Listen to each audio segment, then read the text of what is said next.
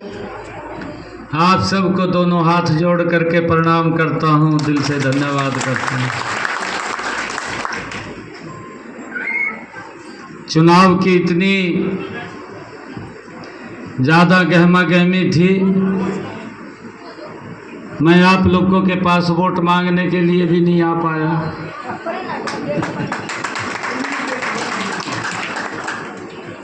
मैं धन्यवाद करता हूँ आप सबका, पूरे गांव का, कि आप लोगों ने सबसे ज़्यादा वोट कमल के फूल को दिया है। जितना मेरे पास समय था उस समय में मैं इस लाडवा हलके में रहा हूँ, परंतु मुझे पूरे प्रदेश के अंदर भी जाना पड़ता था। उस कारण से यहाँ पर आने का समय ही नहीं लगा, परंतु मुझे पूर्ण विश्वास था कि आप लोगों का आशीर्वाद एक तरफा कमल के फूल को मिलेगा। और आपने यहाँ तो वोट दिया, परंतु आपने बाहर भी वोट दिलवाने का काम किया। इसके लिए मैं आप सबका बहुत बहुत दिल से धन्यवाद करता हूँ। आप बाहर भी गए हैं, बाहर भी घूमे हैं,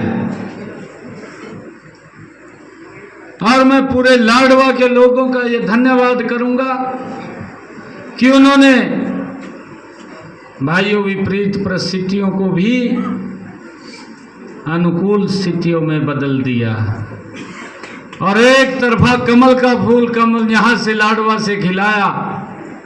यह आप सबकी मेहनत का परिणाम है।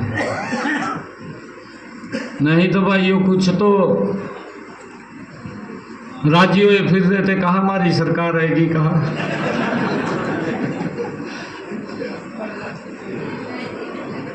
मेरी भी पूरी बाट लगाई थी। मैं एक दिन गया शाम के समय 2-3 गाँव में, तो मेरे तो कहने लगे, कहा जी यहाँ तो दुष्प्रचार कर दिया। क्या कर दिया भाई? मेरे को कहने लगे, कहा ये बात कह रहे, कहा कांग्रेसी है, कहा मुख्यमंत्री तो उड्डा बन रहा, कहा और यो ही बनिया जा, कहा फिर कदनो आवागा, कहा